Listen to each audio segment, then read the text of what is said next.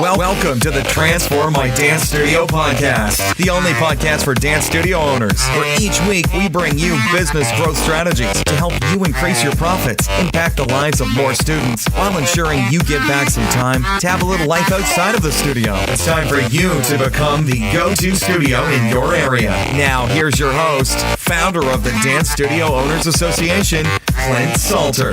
Hey, Dance Studio Owners, it's Clint. Welcome to today's episode of the Transform My Dance Studio podcast. I'm currently in Austin, Texas with my mastermind group. It's one of my favorite times a year where I get to connect with other business owners who are doing amazing things in the world, and we share ideas and share our challenges and come up with solutions and work on ways to grow our business. It's very similar to what we do in our Inner Circle mastermind program with our dance studio owners, but you can never stop learning. And I think it's one of the greatest gifts that we get in life is to learn. Now, today on the podcast, I'm really excited to bring you an amazing guest because his 90-day year is something that I've implemented into my own life and business, and I know it works, and I know it's going to be a game changer for you. If you've listened to any of our podcasts before or gone through any of our trainings,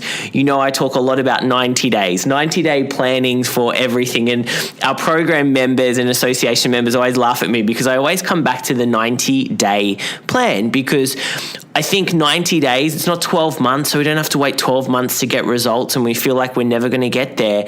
But chunking your year into 90-day blocks is really how you just get more done, achieve more, be more productive, efficient. And it doesn't take you, like I said, 12 months to achieve a goal. You can get things done and really move the needle within 90 days. So our guest today is Todd Herman, and he's not only the man behind the 90-day year, he's also an exceptionally, experienced coach when it comes to high performance. He is also a devoted dad to 2 daughters. And we just have a really great conversation around, overcoming overwhelm, which so many of you studio owners I know go through on a daily basis. Why sometimes we fail at being a business owner, and how to get, back up again, which is really important. Also, the importance around having a strong community around you, and wake up early. We talk about a lot in this podcast. We've talked about morning routines and how to get the most out of the beginning of your day. And so Todd actually shares with us the 3 core things that you can do in the morning to really contribute a lot to your success. So can't wait for you to check out this interview with Todd. He is a clever man. Enjoy this interview, and I'll see you next week. Bye for now. Hey Todd, how are you today?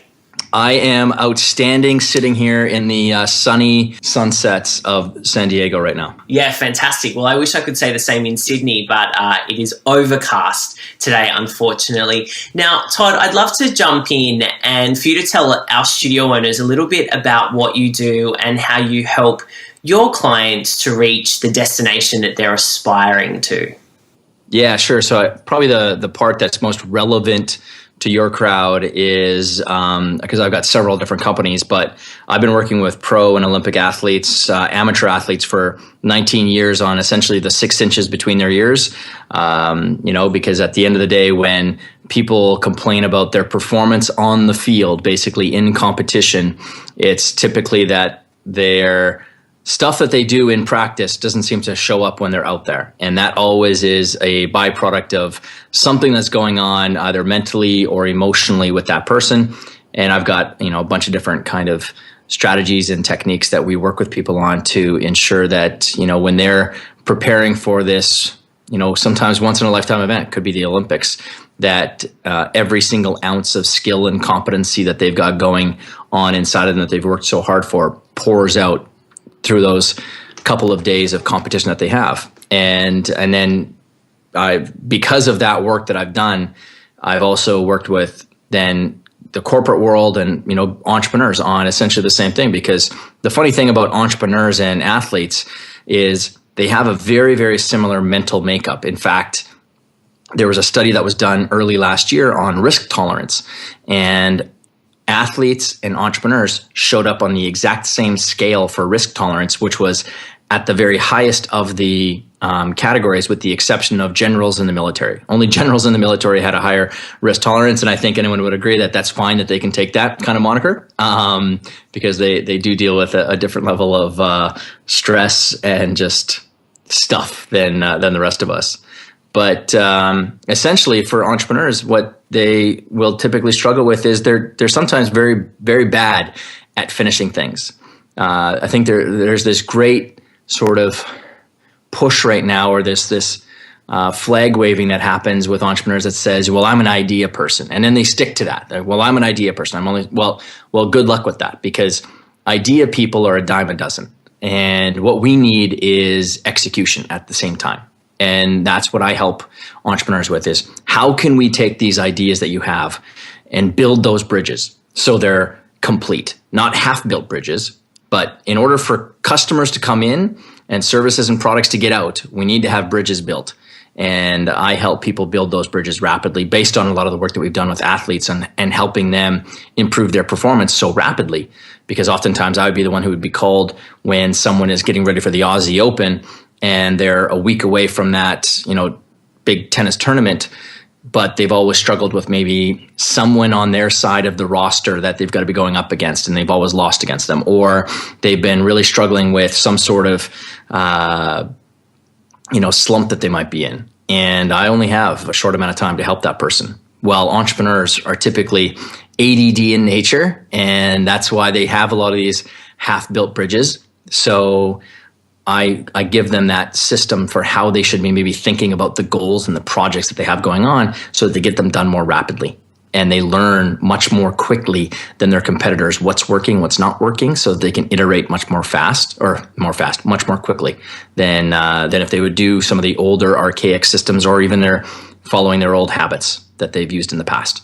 Perfect. I think one thing that's going to resonate deeply with our studio owners is really having that list of a million ideas, because we all have it. A lot of our studio owners are highly creative, and they're always coming up with new concepts, new projects, new numbers. What's the first step really around filtering those ideas and, gaining clarity around the ones that are really going to make an impact and, be great for the business? I mean, there's a lot of things that are at play at this. One of them is your resources.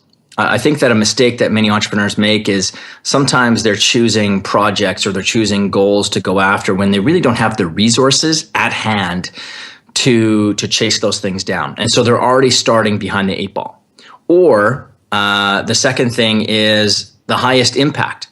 I'm constantly looking at, of all the goals or things that we could be working on to grow our businesses, what's the highest impact thing that we could implement right now in our businesses that's going to move us towards that vision that we have the fastest? And that could be implementing some sort of customer support backend. That could be implementing some sort of operational system so that we're not dropping the ball possibly when we're onboarding new clients, because that's a win for us right now. That's going to help us alleviate the attrition rate that we have with the customers that are leaving. And that's one actually area that many business owners overlook many times, is they will always have the mind to, we need to go out and constantly get new customers. Where a lot of times the biggest impact you can make in your business is, well, what can you do to either reactivate the customers who left, and what can you do to build a fence around the customers that are inside of your business right now? How can you continue to wow them and give them an experience that causes them to never want to leave anyway? So, taking a look at, of all these goals and projects you have, do you have the resources for, when you have the list out in front of you, it could be 5 or 7 or 3, whatever that number is. Which one do you have the resources for you right now? And maybe it's just a simple little thing that people could do right now, while sitting here listening, or later on, is, list out those projects and just draw a scale 1 to 10 beside each one. Scale of 1 to 10. On that scale, where do you feel like you've got resources? Is it a 10? Yeah, I totally have the resources to implement that. Or is it a 1? That means it's typically going to take a lot longer, a lot more effort to get it done now, I'm not saying that you shouldn't do it. because sometimes the biggest wins you could ever get in your life are the things that you don't have the resources for right now. I mean, I think you would agree, Clint, that if we ever knew all of the work and time and effort and emotional drain that it takes to be an entrepreneur, if we knew that stuff ahead of time, a lot of times we'd be scared we'd be scared away from even doing it, right? Very much so. Sometimes that big project or that big goal is definitely worthwhile. But when you're looking at a busy entrepreneur, busy business owner that doesn't have 8 hours in their day to be working on nothing but their business, but they're caught up in working in their business, what's a project that you can take on or get off of your plate right now that would alleviate you from being so integral to the business? And then, like I said before, the highest impact thing as well that you have. Impact. I guess impact is dependent on the individual, because there is impact in terms of customer impact, the people that it's helping, and then there's impact on the business from a profitability standpoint, fulfillment. Totally. From brand perspective as well, getting your name out there. But if I have two projects sitting in front of me and they're both high impact, one's going to take me about 6 weeks to complete, I think. One's going to take me 2 weeks. I'll do the 2 week one, because that thing is at least done. It's out there and it's working for me in the business. That's the point of building these small little bridges, whether they're big ones or whether they're little ones that are, one could be a massive 4-lane highway that we've got coming into our business. And those things are big projects and big goals, and that's fantastic. But if I can just get a walking bridge, done and completed so that it gives some group of people the opportunity to walk in, or maybe me, that project could be completing a new product or a new service. And that's a simple thing for me to do. Get it off my plate. Now it's out there. It's in the marketplace. It's working for me. It's automated, possibly. That's really important. Now, you've touched on implementation and how important it is, and our members know how much I'm a fan of taking action, doing the right things. A lot of our studio owners have their to-do lists. Every morning they wake up, they've got a lot of things to do, and we hear a lot from our members that they feel overwhelmed more often than not. I mean, what are some of the strategies or maybe some routines, some habits that our studio owners can get into or think about when they're looking at this list that never seems to end? It starts with mindset, like most things. I literally just got done sending an email off to a business friend of mine who invited me to a great weekend event that it's actually on my list of skills to continuously develop. It's a great kind of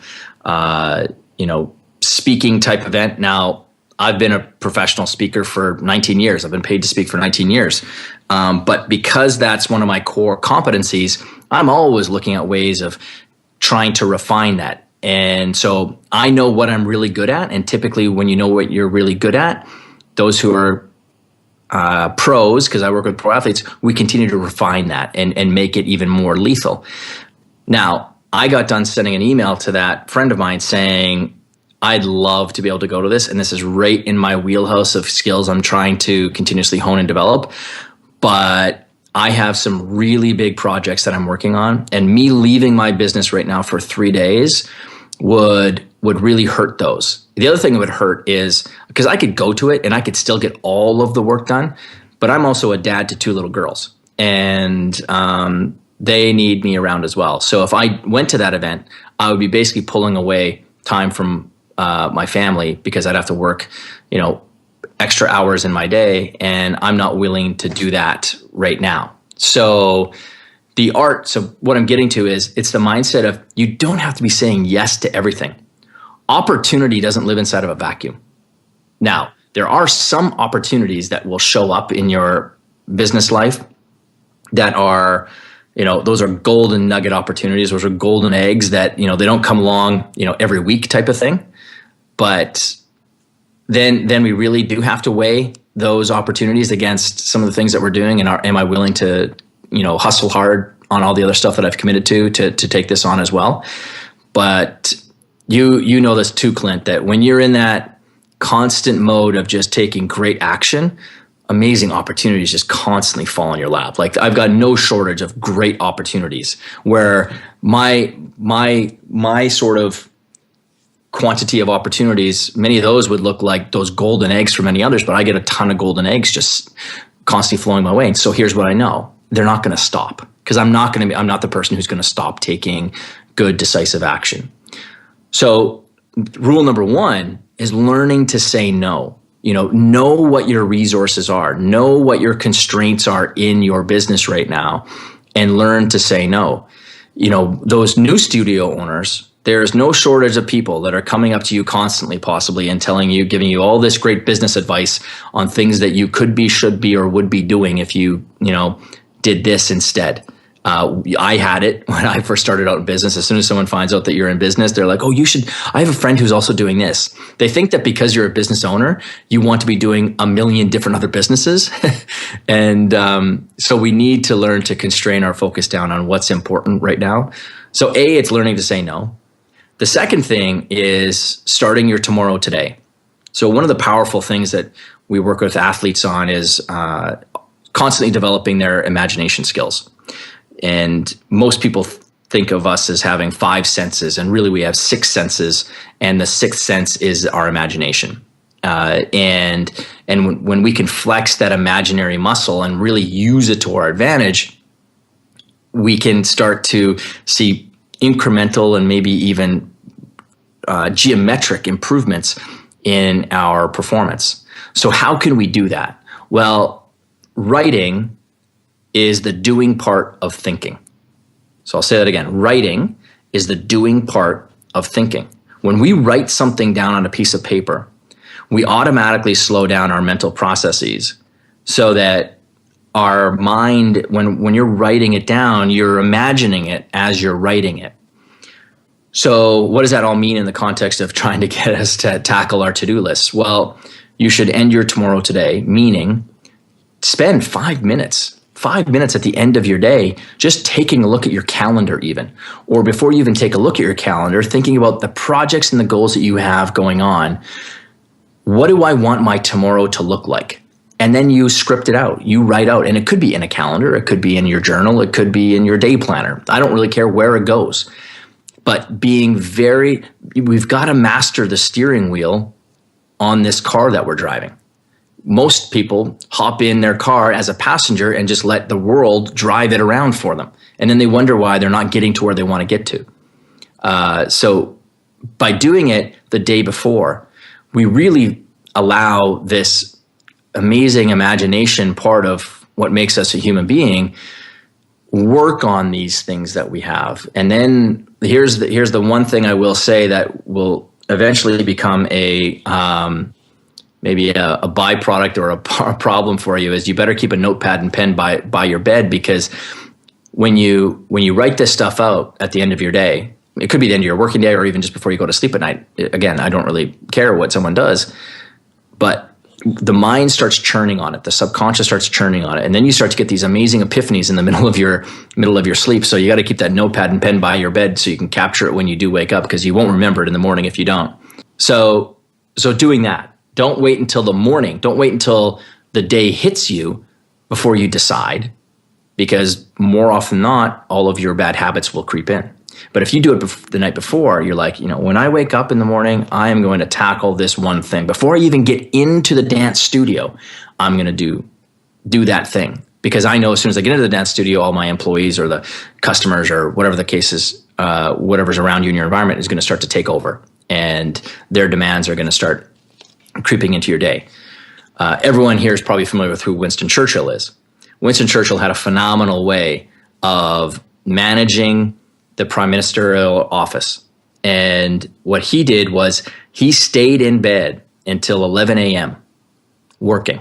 He didn't get up. He didn't go into the office. He didn't walk out the door. Breakfast got delivered to him, and he laid in bed and he worked, because he knew that no one was going to barge into his bedroom and bother him. He also knew that the deep thinking, the deep strategy part of governing this country through a very tough time, he wasn't going to get the opportunity to do that smart thinking if he went out, because as soon as he opened that door, there was going to be 5 aides and 6 other people that wanted something from him. So he created an environment where no one was going to bother him.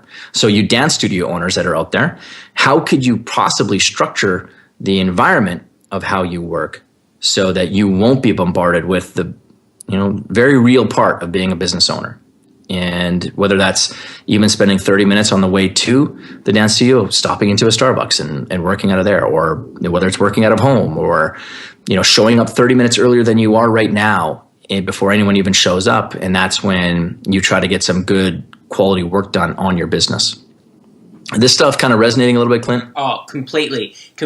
And I'm nodding my head, and I always, when I'm like nodding my head going, this is perfect, is, I was a dance studio owner and going, and went through everything that our studio owners are going through now in terms of, trying to get everything done. So yeah, it's super helpful. Todd, one thing that you talk about in the 90-day year, which is the system where you teach entrepreneurs and business owners about what we're chatting about, is you talk a lot about the concept of multitasking and switching from one project to another in a matter of a couple of hours, and how that basically gives us less time in the day to work on those things. Can you talk a little bit about that? Because I think it's something that's going to be really valuable for our studio owners. Sure. So, multitasking has somehow gotten this moniker of being a wonderful thing that you can do. And the reality is, from a brain perspective, we don't have the ability to be working on two things at once, or two things at once and doing them well, even.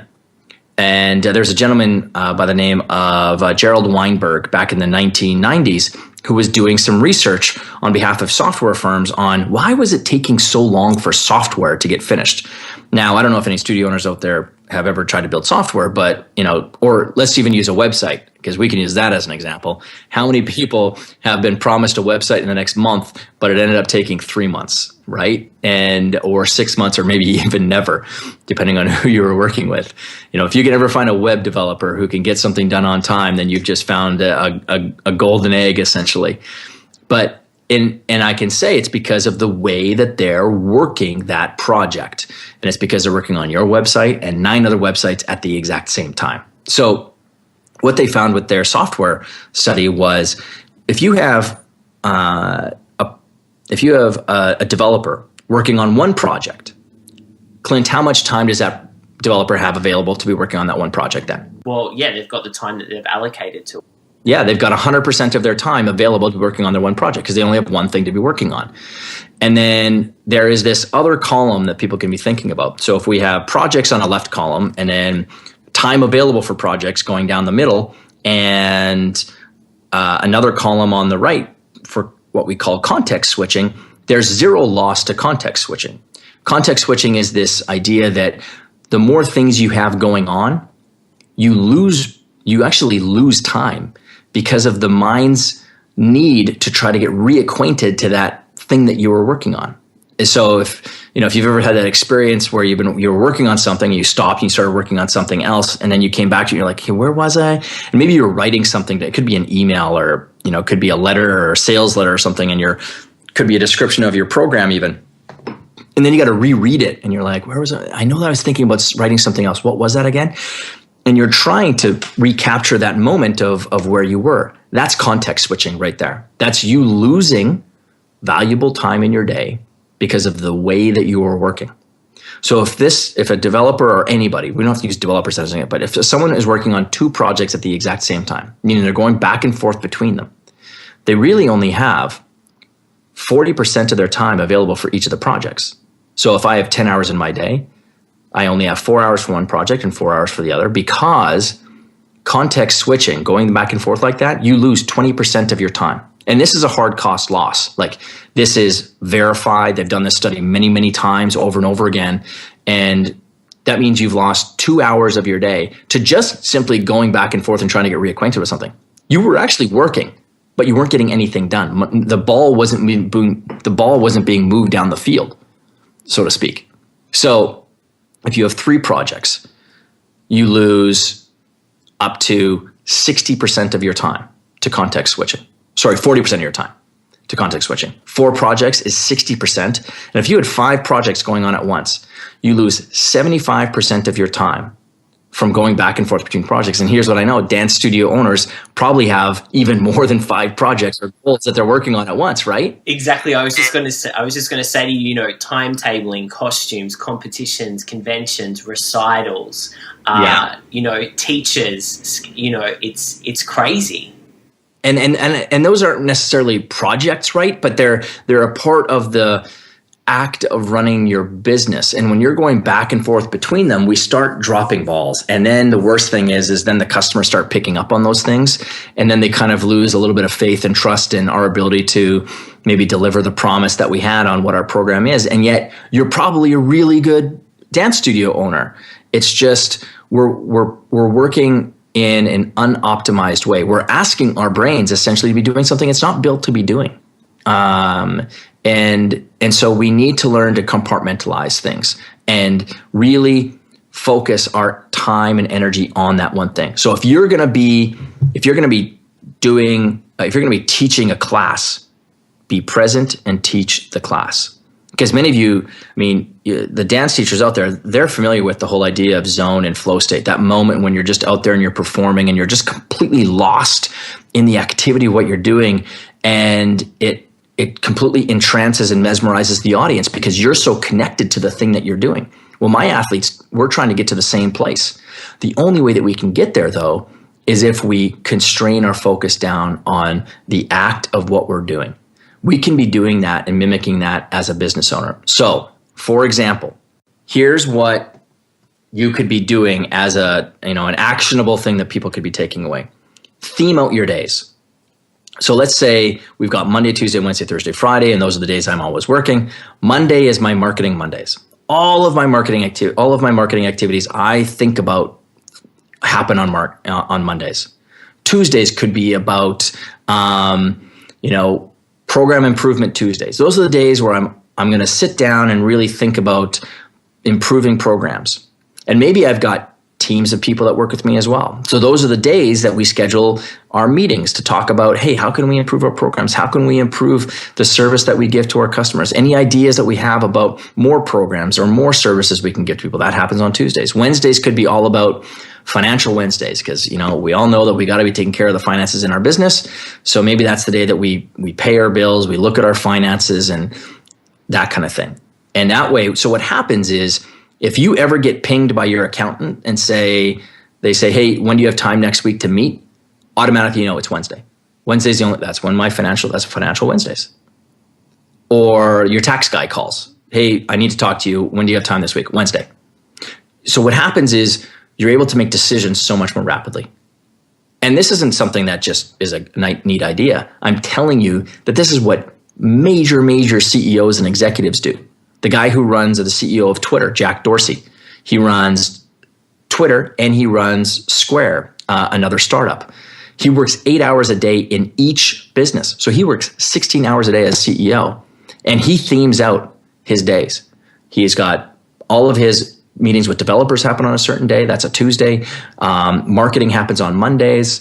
He's got operations on Thursdays and, things like that. So it's a powerful way of just creating little containers of time to help you make decisions easier. I think it's great. And we've adopted this in our business. Probably it's been just over 12 months.